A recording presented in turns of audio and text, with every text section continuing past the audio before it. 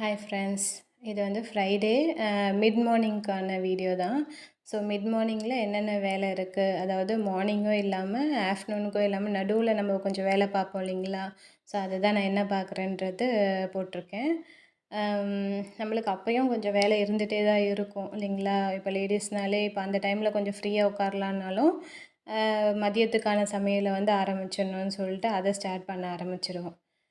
அப்போது என்னென்ன வேலை கொஞ்சம் செஞ்சுட்டா கொஞ்சம் ஈவினிங் கொஞ்சம் ஃப்ரீயாக இருக்கலாம். அதனால் வந்து கொஞ்சம் அந்த டைம்லேயே செஞ்சு முடிச்சுட்டோன்னா ஒரு ஆஃப்டர்நூன் லஞ்சு முடிகிற வரைக்குமே வேலை இருந்துகிட்டே தான் இருக்கும். அந்த ஆஃப்டர்நூன் லஞ்சை முடிச்சுட்டு அந்த கேப் இருக்குது பாருங்கள், நான் ஈவினிங் ஒரு டீ குடிக்கிற டைமுக்கும் இதுக்கும் அந்த டைம் தான் நமக்கு எப்போவுமே ஃப்ரீ கிடைக்கும். ஸோ காலையிலே ஒரு 10 மணி டு 11 மணிக்குள்ளே கிளாஸ் ஒன்று இருந்தது, 10 to 11. ஸோ அதை முடிச்சுட்டு அதுக்கப்புறம் மிஷினில் துணி போட்டுடலாம் தான் எடுத்து வந்திருக்கேன். ஸோ துணி போட்டுட்டு அதுக்கப்புறம் இருக்கிற வேலைங்களை பார்க்கலாம். ஸோ இதுதான் வந்து நாங்கள் வாஷிங் மிஷின் வச்சுருக்க ரூம். அதாவது கிச்சன்லேருந்து என்ட்ரன்ஸ் வந்தோம் இல்லைங்களா, என்ட்ரன்ஸ் வரும்போதே இங்கே வந்து நான் மிஷின் வச்சுருப்பேன். மிஷினுக்கு அப்புறம் தான் பெட்ரூம் போகும் இந்த ரூமு. இதுதான் வந்து பெட்ரூமு. மிஷினில் வந்து இது வந்து மிஷினுக்குன்னு தனியாக நம்ம டஸ்ட்பின் இது எல்லாமே நம்ம இந்த இடத்துல வச்சுக்கலாம். இதுக்குன்னு செப்பரேட்டாக ஒரு ப்ளேஸ் இருக்குது. ஸோ அங்கேயே வந்து நான் மிஷின் வச்சுருக்கேன். ஏன்னா தண்ணி வந்து போயிடும் மிஷின்லேருந்து. நம்ம வேறு எங்கேயாவது வச்சோன்னா தண்ணி போகிறதுக்கு இடம் இல்லை.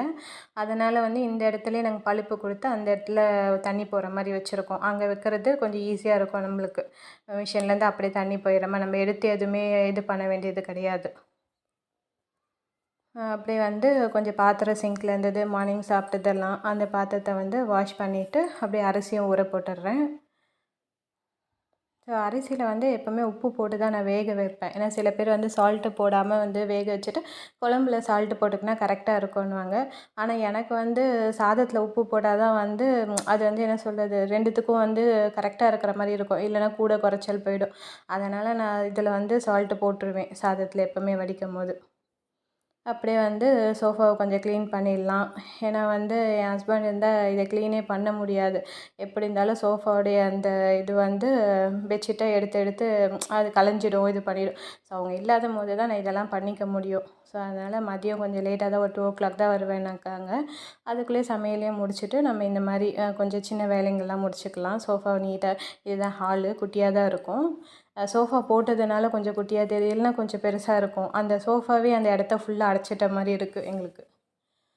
அதுக்கப்புறம் மதியத்துக்கு சமையலுக்கான காய்ங்க எடுத்து கட் பண்ணிவிட்டு அப்படியே டிவி பார்த்துட்ருப்பேன். ஸோ சீரியல்லாம் இப்போ முடிகிற வரைக்கும் கொஞ்சம் காய் கட் பண்ணிவிட்டு